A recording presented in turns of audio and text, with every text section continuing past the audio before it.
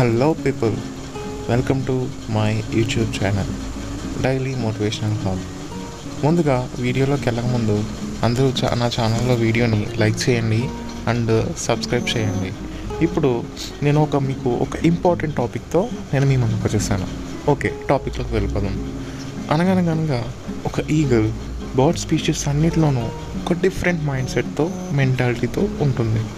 అది ఎప్పుడు కూడా ఎలోన్గా ఉండడానికి ఇష్టపడుతుంది. దానికి ఉన్న మెంటాలిటీ, దాని విల్ పవర్, దాని స్ట్రెంగ్త్ అంతా తను ఎలోన్గానే హంటింగ్ చేస్తుంది.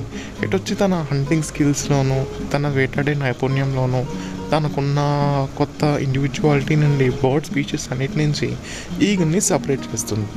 ఈగల్ ఒక 40 years వచ్చాక తనకి ఏం చేయాలో తన బాడీ మొత్తం ఓల్డ్ అయిపోతుంది.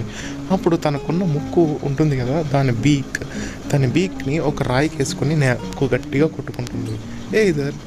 ఆ బీక్ ఉంది కదా, ఆ బీక్ ఒకటి ఊడిపోతుంది. అది ఊడిపోయిన తర్వాత మళ్ళీ అది రీజనరేట్ అయ్యేదాకా వెయిట్ చేస్తుంది. మళ్ళీ తను రీక్రియేట్ చేసుకుని ఒక డిఫరెంట్ సెట్ ఆఫ్ మెంటాలిటీతో రిమైనింగ్ 30 years కూడా తన స్వేచ్ఛగా జీవిస్తుంది. అంత మెంటాలిటీ ఉన్న ఈగల్ని బర్డ్ స్పీషీస్ అన్నిటిలోనూ కింగ్ ఆఫ్ ద బర్డ్ అని కూడా అంటారు. ఈ బర్డ్కి ఉన్న మెంటాలిటీ మన ఏ బర్డ్కి లేదు అంతగా.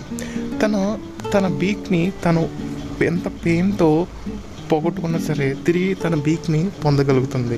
అంత క్యాపబిలిటీ ఉన్న ఈ ఈగల్ బర్డ్ స్పీషీస్ అన్నింటిలోనూ ది బెస్ట్ బర్డ్ స్పీష్ అని కూడా అంటారు. సో ఈకున్న మెంటాలిటీని మన రియల్ లైఫ్లో మనం యూజ్ చేయగలిగితే మనం కూడా ఒక కొత్తగా మనల్ని మనం రీక్రియేట్ చేసుకోవచ్చు.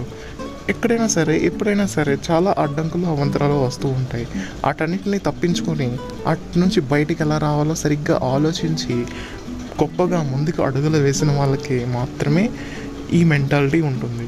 సో ఈ బర్డ్ స్పీచ్ నుంచి మనం బాగా నేర్చుకున్నట్టుగా మెంటాలిటీ ప్రకారం మనం కూడా మన లైఫ్లో జరిగే విషయాలను కూడా జాగ్రత్తగా నెమరు వేసుకొని మనం కూడా కొత్తగా మనల్ని రీక్రియేట్ చేసుకోవడం చాలా మంచిది.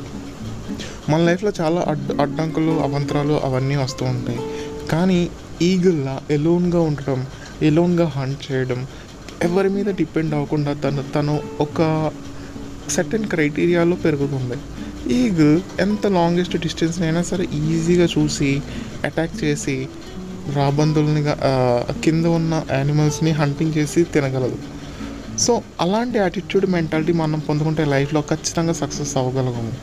సో మనం ఇలాంటి మెంటాలిటీని మనం మైండ్ సెట్ని మార్చుకోగలిగేలా ఉండే డిఫరెంట్ కైండ్ ఆఫ్ మైండ్ సెట్స్తో మరి ఇంకా కొన్ని వీడియోస్తో మళ్ళీ మీ ముందుకు వచ్చేస్తాం. అండ్ అంతవరకు థ్యాంక్ యూ సో మచ్.